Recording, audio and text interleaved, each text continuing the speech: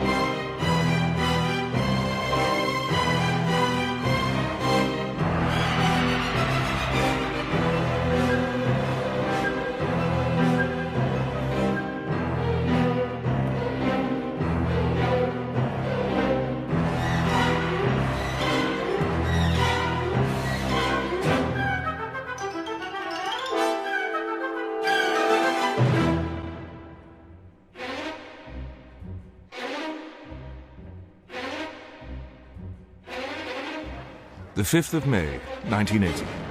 Masked men stormed the Iranian embassy in the heart of London in the glare of the world's television cameras.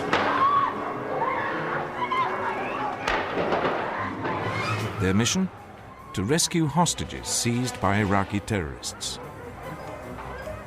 For the first time ever, the British Army's elite Special Air Service Regiment is seen in action.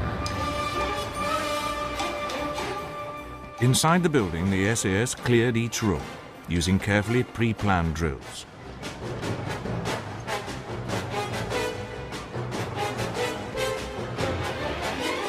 In the road outside, other SAS men watched for anyone attempting to escape from the building and checked for any explosive devices that the terrorists might have planted. Within 10 minutes, the surviving hostages had been rescued and all the terrorists accounted for. This may have seemed a far cry from the deserts of Egypt and Libya, where the SAS cut its teeth during World War II. But the techniques it developed during its raids on Axis airfields and supply dumps were put to good effect, not just during the Iranian embassy siege, but also in its operations during the 1982 Falklands War, especially the raids on the Argentinian airstrip on Pebble Island and in the 1991 Gulf War.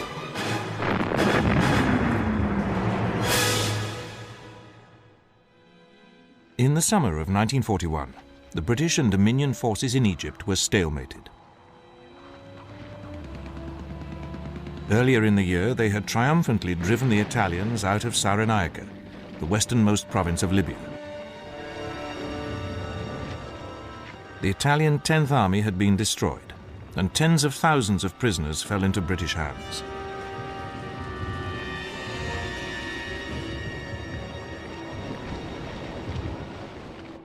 But Hitler had then sent General Erwin Rommel and the Africa Corps to help his Italian ally.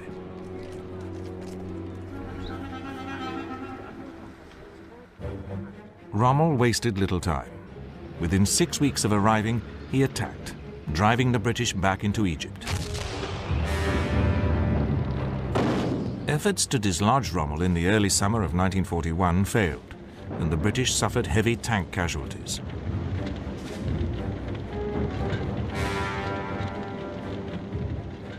The only encouraging fact was that although under close siege, the garrison of the Libyan port of Tobruk continued to hold out against the Axis forces.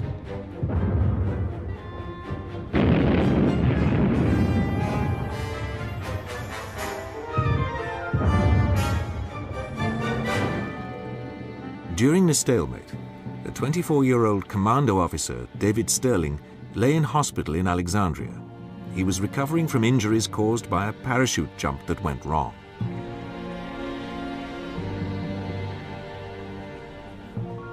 Sterling had plenty of time to think about why the war in the Middle East seemed to be deadlocked and how this could be broken.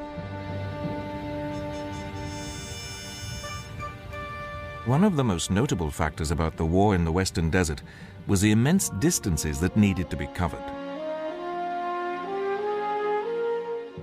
The distance from Tripoli, where the Africa Corps had landed, to Alexandria, the main British base, was over 1,000 miles. There were few proper roads, and to the south was an open flank of desert which could be navigated by experienced troops.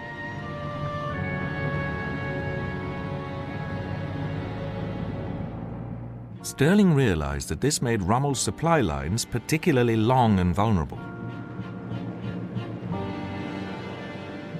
So too were the Africa Corps airfields and supply dumps.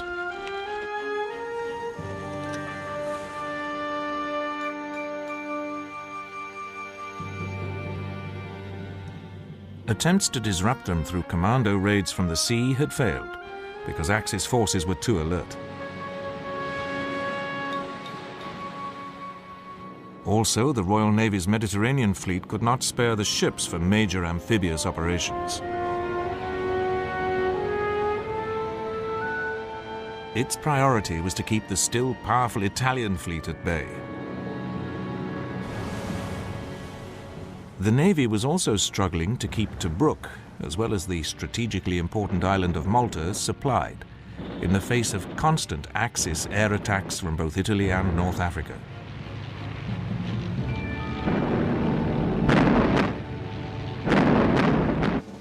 Stirling concluded that a possible alternative was small groups of men which would be infiltrated through the Axis lines. Not only would the enemy find it more difficult to detect them, but they were capable of causing as much damage to supply dumps and airfields as larger bodies.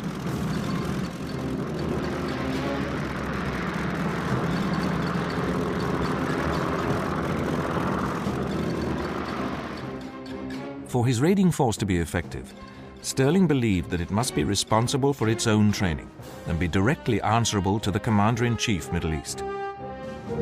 He also proposed that his force should be sent in by parachute and operate in conjunction with any future British offensive. Once out of hospital, Stirling decided that if he submitted his proposal through normal channels, it would merely get lost in the bureaucracy that was Headquarters Middle East. He decided that a direct approach to the very top was the only way to get his ideas considered. Stirling therefore went in person to General Neil Ritchie, the Deputy Chief of Staff of Headquarters Middle East, and handed him his pencil-written memorandum. Ritchie was impressed. He assured Stirling that he would show it in person to the Commander-in-Chief, General Sir Claude Auchinleck. Auchinleck also liked Stirling's ideas and authorized him to recruit a force of 6 officers and 60 soldiers from the commandos in the Middle East. Thus, the SAS was born.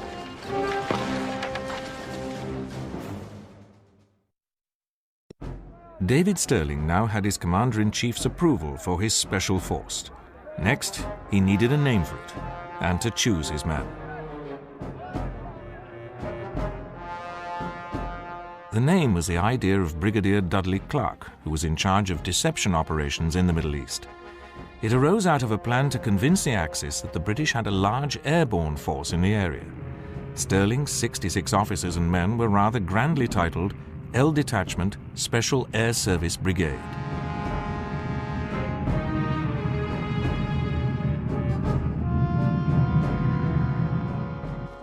Stirling's recruitment methods were informal. He was looking for men who could cope with the sort of deep penetration warfare he had in mind. Among his first recruits was his fellow guardsman, Captain Jock Lewis, a born organizer.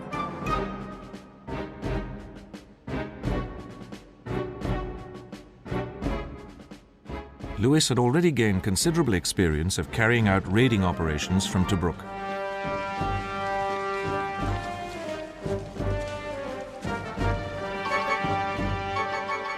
Another was the pre-war Irish rugby football international, Blair "Paddy" Mayne, who was always thirsting for a fight. Mayne had operated with No. 11 Commando during the recent campaign against the Vichy French in Syria.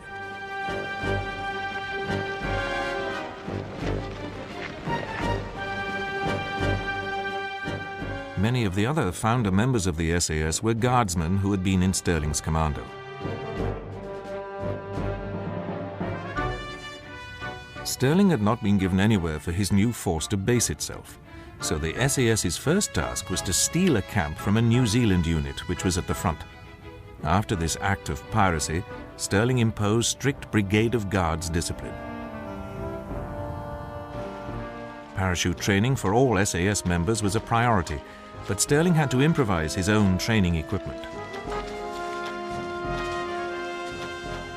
He then had to persuade the RAF to lend him an elderly Bombay transport aircraft from which his recruits could complete their training.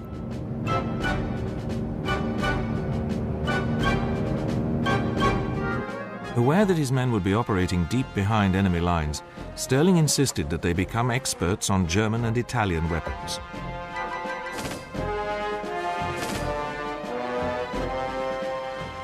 From the start, the SAS was obsessed with being the toughest of the tough.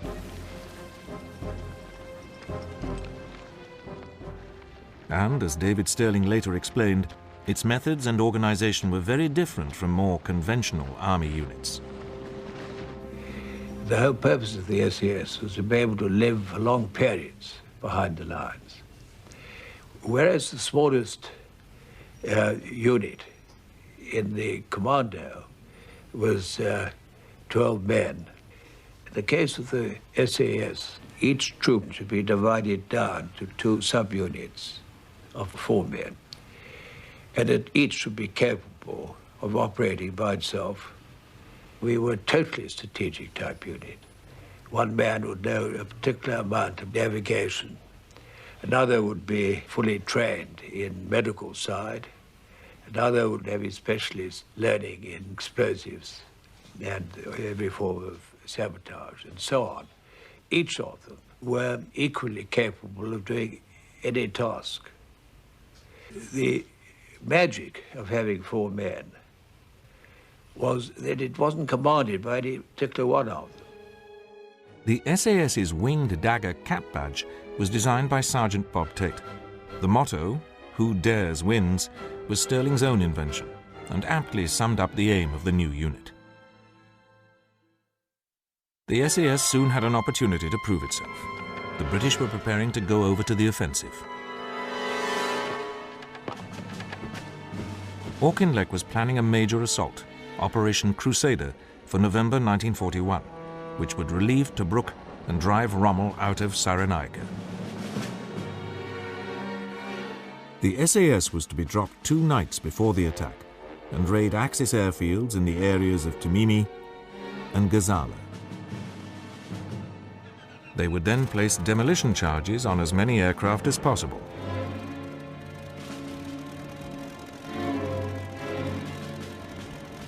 Once they had carried out their attacks, Stirling and his men needed to be extricated and brought back to the British lines. He decided that this was an ideal task for the Long-Range Desert Group, which had been formed in June 1940 as an intelligence gathering unit.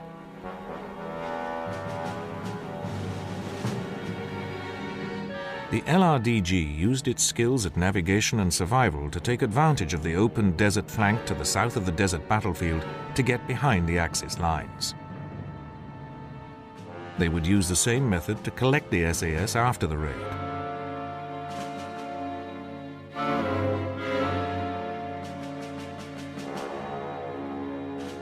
On the evening of the 16th of November 1941, Stirling and his men were gathered at a forward airfield in Egypt. The weather was not good, with a sandstorm brewing.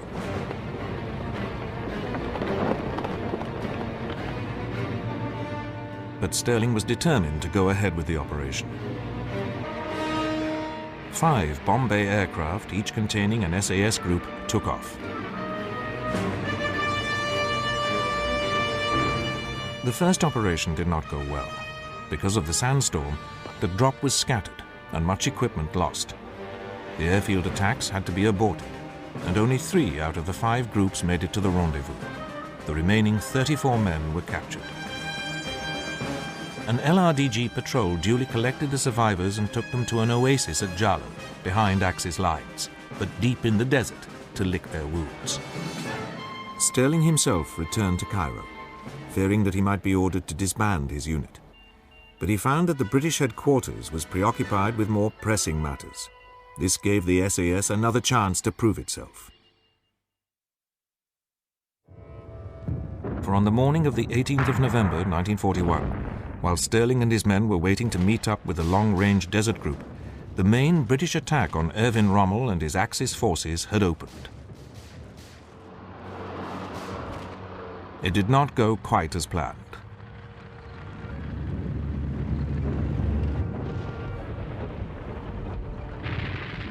The British armour became involved in bitter tank battles with heavy casualties on both sides.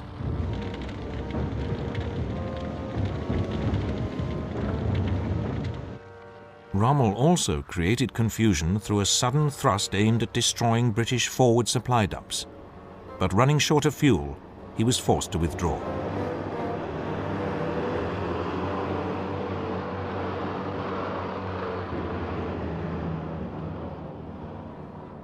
Auchinleck, seeing his opportunity to lift the siege of Tobruk, ordered a fresh attack. Brigadier Dennis Reed, with a motorized column, met up at Jalo with David Stirling and his SAS men. Reed received orders to move north and link up with the main attack near Benghazi. He asked Stirling to attack the airfield at Agadarbiya. An enthusiastic Stirling enlarged the plan to include attacks on airfields at El Aghela, Sirte, and Tamet. The LRDG would take the SAS to their targets.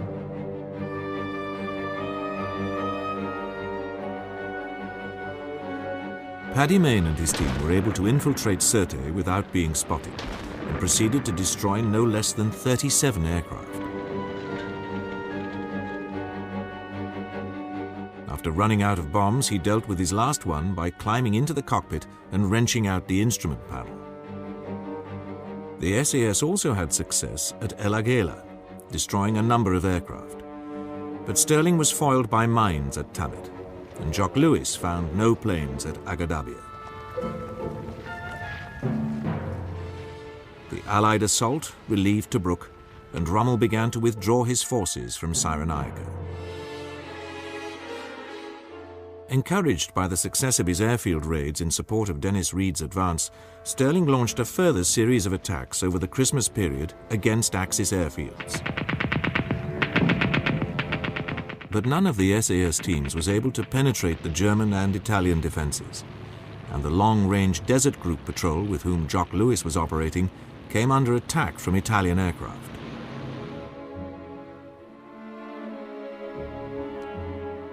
Tragically, Lewis, whom Stirling regarded as his right-hand man, was killed. With Rommel driven back into Tripolitania, Stirling returned to Cairo and obtained Auchinleck's backing to recruit further men. Among them was a free French troop under Commandant Berger and a young officer from the Cameron Highlanders, Fitzroy MacLean, who would later lead the British military mission to Tito in Yugoslavia. On the 22nd of January 1942, Rommel struck again, driving the British back to Gazala. As the British retreated, the SAS carried out 2 attacks on the port of Benghazi and nearby airfields. These had mixed success. Benina had no aircraft, Slonta was too heavily defended, and only one was destroyed at Basi. The main airstrip to Berka could not be found, but Paddy Mayne was able to attack an adjoining strip. Rommel attacked once more at the end of May, driving the British back into Egypt after 5 weeks of fierce fighting. This meant that Malta could again be attacked from Axis bases in North Africa, as well as Italy and Greece.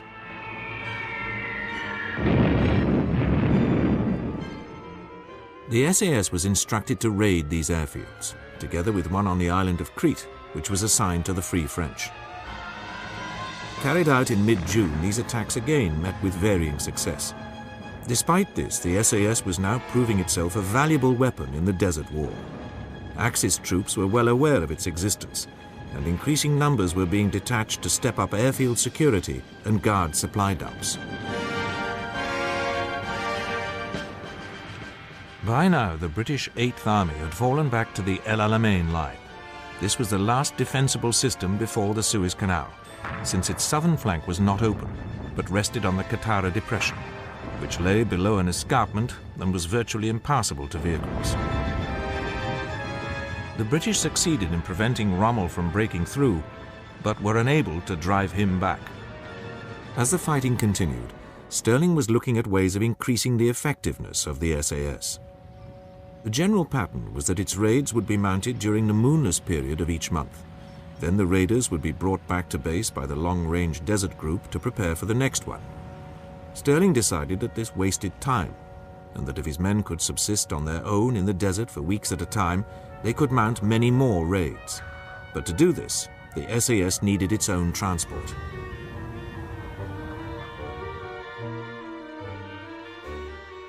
Stirling already had a stripped-down Ford shooting brake, known as the Blitz buggy, which he took on raids, painting it grey so that it could pass as a German staff car. He now managed to acquire some Willys Jeeps, which had just been sent to the Middle East by the Americans and had an excellent cross-country capability. These were modified, some with pairs of Vickers K .303-inch machine guns.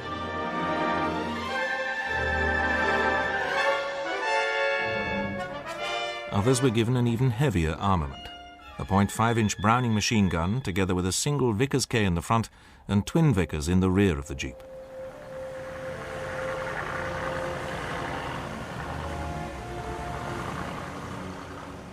Stirling reckoned that with this armament he could attack Axis aircraft without having to dismount. The chassis was also strengthened and extra fuel tanks installed.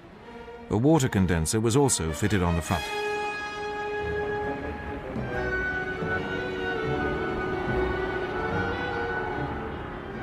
With the modifications completed, the SAS was ready for action once more. It was ordered to strike forward Axis landing grounds in support of an attack that Auchinleck was mounting at El Alamein. Stirling and his men slipped around the desert flank, negotiating their way along the escarpment of the Qattara Depression.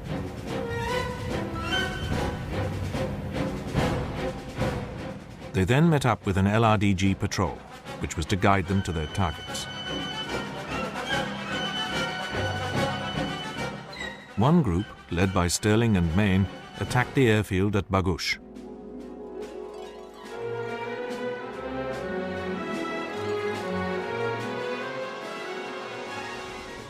They simply drove down rows of parked aircraft, blazing away with their Brownings and Vickers K machine guns, which were loaded with a mixture of incendiary, explosive and tracer rounds. Such was the surprise they achieved that not a single shot was fired at them.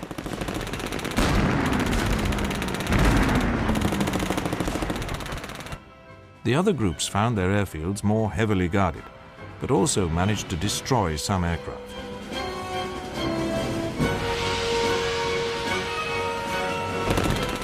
At the end of July 1942, Stirling carried out a massed raid on Sidi Haneish airfield near Fuka airfield with his jeeps.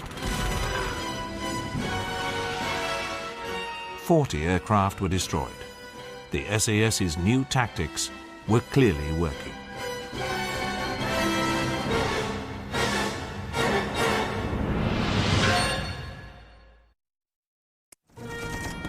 Following the success of its new tactics against Rommel's forces massed in front of El Alamein, the SAS was ordered back to its base at Cobrit in Egypt.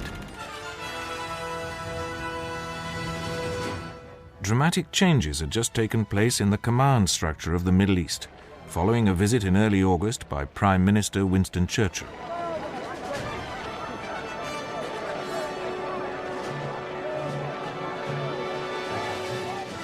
He had decided that Auchinleck was exhausted and replaced him by General Sir Harold Alexander. General Bernard Montgomery was given command of the 8th Army. Stirling feared that as a result, the SAS might lose its independence. But he was able to meet Churchill and convince him of his plans to expand the SAS and launch more raids. The unit's future was therefore secured. Stirling was now ordered to raid the port of Benghazi once more, to disrupt Rommel's supply line across the Mediterranean from Europe. He set up a forward base at Kufra, an oasis in southern Libya which had long been used by the LRDG. From there, his men set out on the 4th of September. The attack was a disaster. It was supposed to take place under cover of an RAF bombing raid on the port, but the raiders were late, and it was almost over when they reached the town.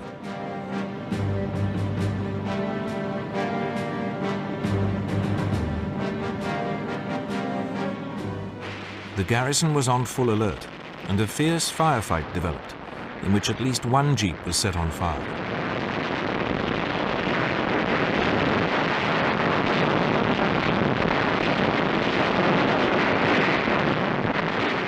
The SAS were forced to withdraw, and for the next 2 days, the team was repeatedly attacked from the air. 25 vehicles were destroyed.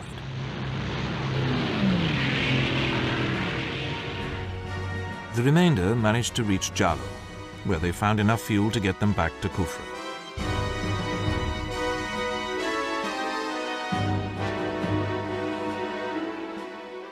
However, the SAS was not blamed for this failure, and at the end of September 1942, L Detachment was enlarged to become one SAS regiment with 4 combat squadrons. Stirling himself was promoted to lieutenant colonel. Montgomery was now planning to take the offensive at El Alamein. The SAS role would be to attack Rommel's lines of communication.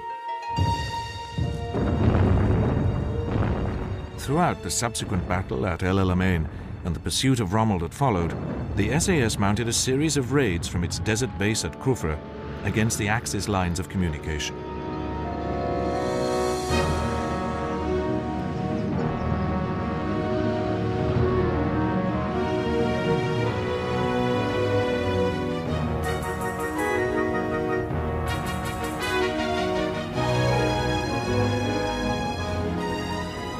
One striking incident involved Private David Silito. During an attack on the railway near Sidi Barrani, Silito's vehicle was shot up, and he found himself alone with just a water bottle and compass. He set out on foot to rejoin his unit, covering 200 miles in 8 days before being picked up by another SAS patrol. Such incidents were not publicized because of the SAS's obsession with secrecy, but rumors of its work and the toughness of men like Silito were spreading throughout the 8th Army.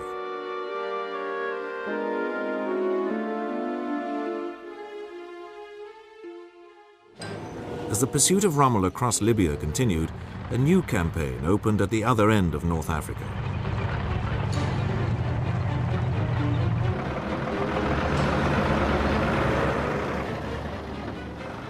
On the 8th of November 1942, Anglo-US forces landed in French Northwest Africa. They quickly subdued the Vichy French forces there, bringing Morocco and Algeria into the Allied camp. The Allies then advanced into Tunisia to engage the Axis troops, which were being hastily deployed from Europe.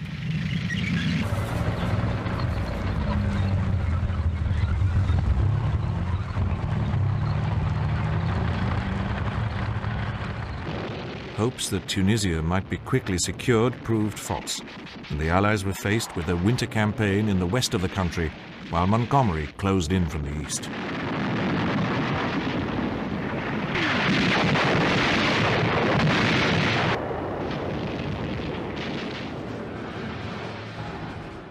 The SAS now began to operate in Tunisia, again concentrating on Rommel's supply lines as he withdrew from neighboring Libya.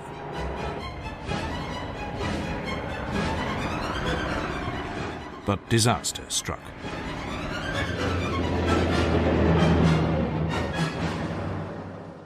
Stirling and his party were lying up in some scrub when they were surrounded by Germans.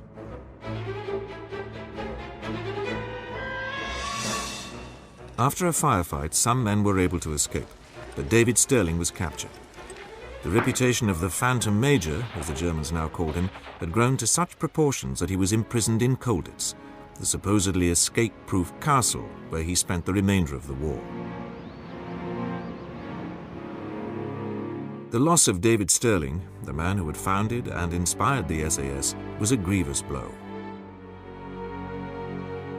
But the successes of the unit he had founded and the effect that its raids were having on the Germans and Italians meant that there was no question that it would continue its operations.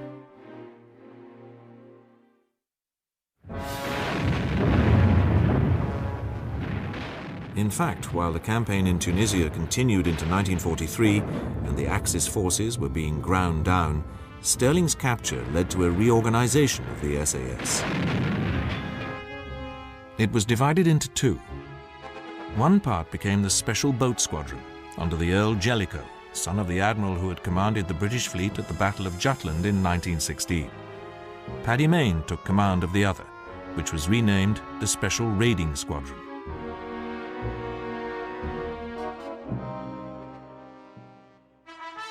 Among the new recruits for Jellicoe's SBS was Lieutenant Anders Larsen, a Danish merchant seaman who arrived in Britain at the end of 1940. He had joined a secret commando unit, the small-scale raiding force, and had distinguished himself in a number of cross-channel raids. When this was disbanded, he was posted to the SBS. The Allies now turned across the Mediterranean. Sicily was invaded on the 10th of July.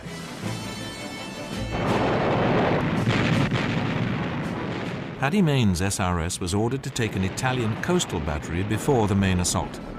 They not only did this, but also captured another battery. 48 hours later, the SRS landed again and captured the town of Augusta, holding it until relieved by the main force. A new SAS unit, 2 SAS Regiment, was also involved in the invasion of Sicily. This had been formed in northwest Africa by David Stirling's brother, Bill. One section of 2 SAS was assigned to capture a prominent lighthouse on D-Day. This proved easy, as it turned out to be undefended. Another section of 2 SAS was parachuted in small groups to disrupt Axis communications, the SAS's original role. The drop, however, was scattered, and many of those taking part had not been in combat before. Little was achieved. In early September 1943, the SRS supported Montgomery's landings in the toe of Italy by capturing the town of Bagnara and holding it for 3 days until relieved. This was followed by a more elaborate operation. Paddy Mayne's men landed with 2 commando units behind the German lines at Termoli on the Adriatic coast. Simultaneously, elements of 2 SAS landed at Taranto, led by Major Roy Farren, a cavalryman who was a veteran of the tank battles in the desert and the fighting on Crete.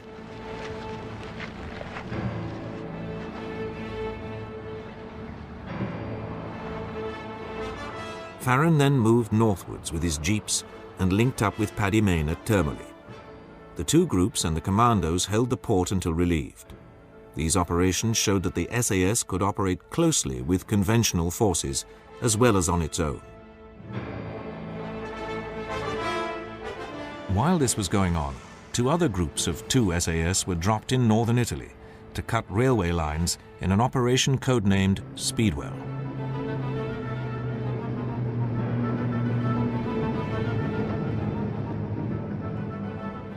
After blowing a number of bridges and viaducts, the raiders made epic treks through the mountains of Italy to reach the Allied lines further south.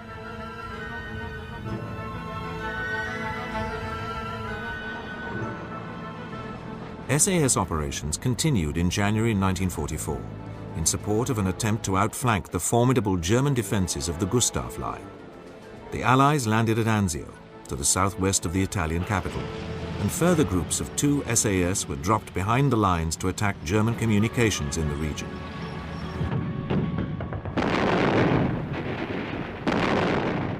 In the event, this counted for little, as the Allies failed to exploit their initial success by rapidly advancing inland, and the Germans were able to contain the beachhead.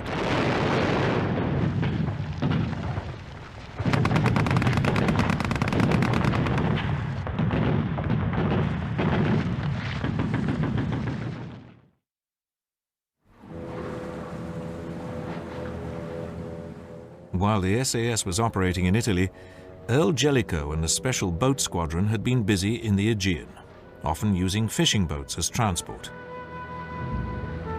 In one of the few SAS operations that was actually filmed, the SBS took advantage of the Italian surrender in September 1943 to make landings on islands in the Dodecanese, bringing the Italian garrisons onto their side.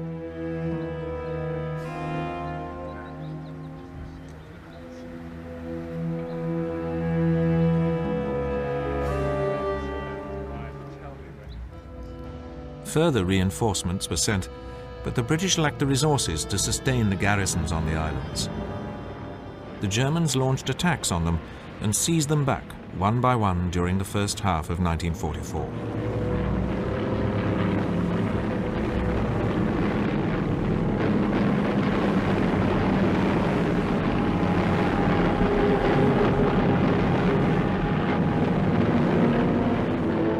The SBS suffered a number of casualties during these attacks, but continued its raiding operations in the Aegean. In the spring of 1944, the SAS was enlarged to brigade size and concentrated in Britain to prepare for the invasion of France. The Special Raiding Squadron became one SAS regiment, and 2 SAS was brought back from Italy in March. The original French troop was augmented by 2 parachute battalions and became 3 and 4 SAS regiments. With the addition of a Belgian parachute company as 5 SAS, the Special Air Service was now some 2,500 men strong. Their task was to be dropped into central France and cooperate there with the French secret army, the Maquis, in attacks on German communications. The first SAS teams were deployed during the early hours of D-Day.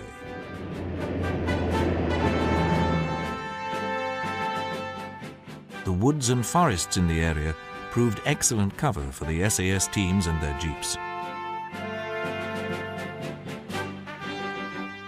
Using intelligence gathered by the Maquis, SAS jeep patrols mounted numerous attacks on German bases. A favorite tactic was to drive at speed through a German-occupied village, blasting away at houses being used as billets or storage.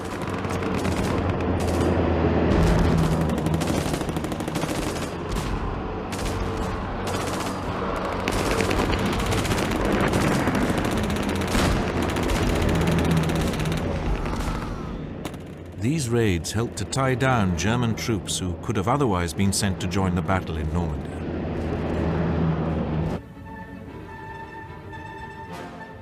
One group was given the unusual job of assassinating Rommel at his HQ in northern France.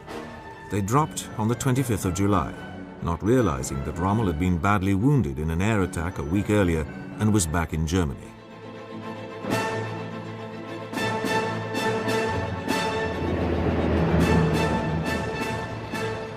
The Germans reacted to the SAS attacks by mounting sweeps of the woods in which they were hiding. Sometimes the SAS was caught by surprise and had to fight desperate rearguard actions as they tried to extricate themselves.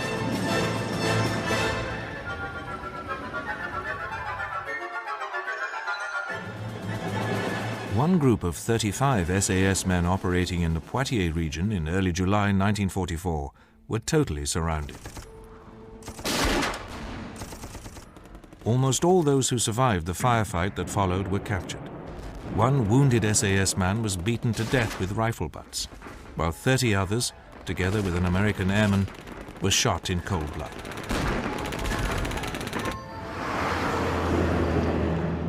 In spite of disasters like this, the SAS operations in the French countryside played their part in disrupting the German rear areas and helping the Allied breakout from Normandy and subsequent rapid advance across France.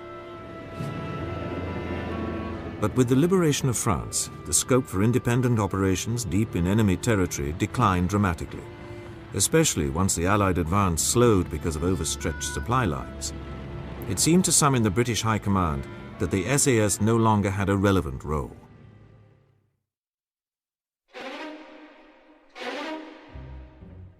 Partly to deflect these, an SAS squadron returned to Italy in the autumn of 1944. There was more scope for the type of operation they excelled in, and small parties were dropped in the north of the country to assist the partisans. The SAS men hoped to carry out attacks on communications, although German retaliation was often bitter.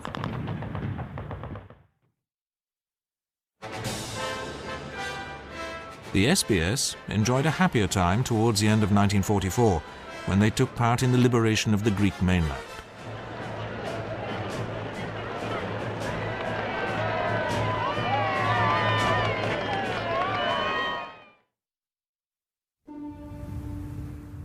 But despite these attempts to find useful employment for it, by the beginning of 1945 the future of the SAS was looking doubtful. One squadron was selected for counterintelligence duties in Germany, especially hunting down war criminals. 1 and 2 SAS were earmarked for the liberation of Norway, but the Allied strategy was to leave the large German garrison there until after Germany itself had been overrun. In the meantime, there seemed to be little for the SAS to do. In March 1945, Brigadier Mike Calvert took command of the SAS brigade. As a veteran of the Chindit operations in Burma, he was an expert in deep penetration raiding and a forceful advocate for his new troops. After much debate, he obtained agreement that they should spearhead the advance of 21st Army Group east of the Rhine.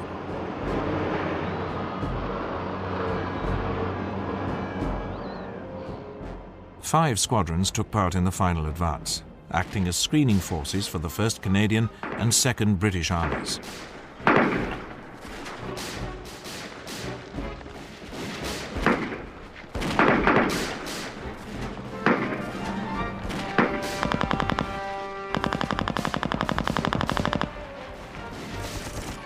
But the lightly armoured SAS jeeps were very vulnerable to ambushes and suffered a number of casualties.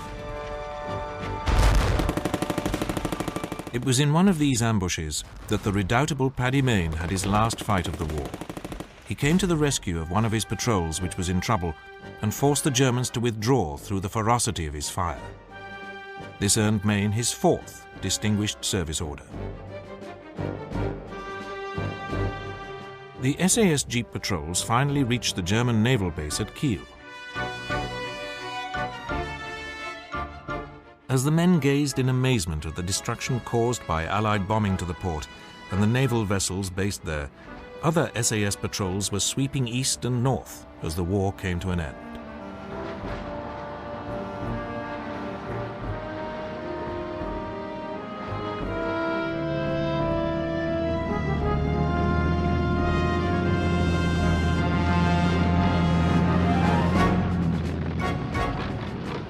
The Special Boat Squadron was also involved in the final Allied offensive in Italy in April 1945.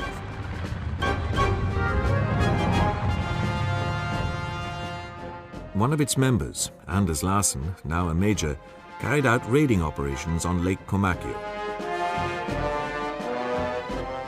During these, he won the SAS's only Victoria Cross for covering the withdrawal of his men under heavy fire until he was killed. Larsen had already won 3 military crosses, and he was deeply mourned by all who had known this outstanding officer.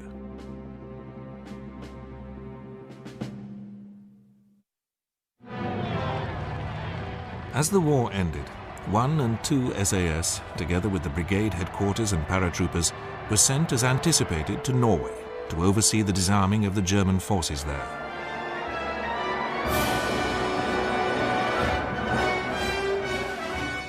Despite its professionalism and skills, the authorities did not envisage a role for the SAS in the post-war British Army, and by the end of 1945 it had been completely disbanded.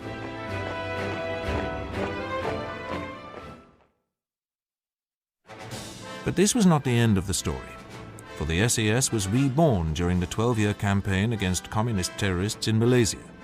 The regiment reassumed its role of long-range penetration, developing techniques for parachuting into the jungle. Subsequent campaigns took the SAS to the barren wastes of South Arabia, where it gave active support to the Sultan of Oman in his fight against Marxist insurgents who threatened to overcome the country. The SAS trained the local tribesmen and led them in battle against the rebels.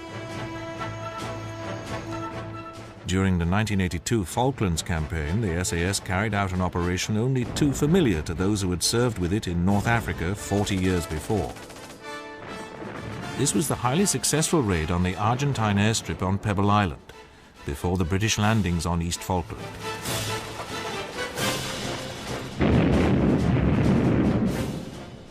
The SAS men gained total surprise and succeeded in destroying 6 Pucara and 4 Turbo Mentor ground attack aircraft and a Skyvan transport plane.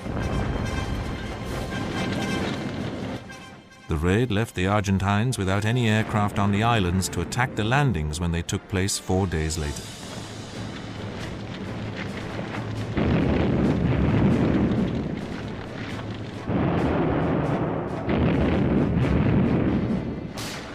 A decade later, the SAS was back in the desert and again operating deep behind enemy lines, this time in Iraq during the 1991 Gulf War. In an extraordinary replay of the battles 50 years earlier, in which it had won its spurs, the SAS used Land Rovers as well as helicopters to disrupt Iraqi communications. A more modern task was hunting down the Scud rocket launchers with which Saddam Hussein was threatening his neighbors.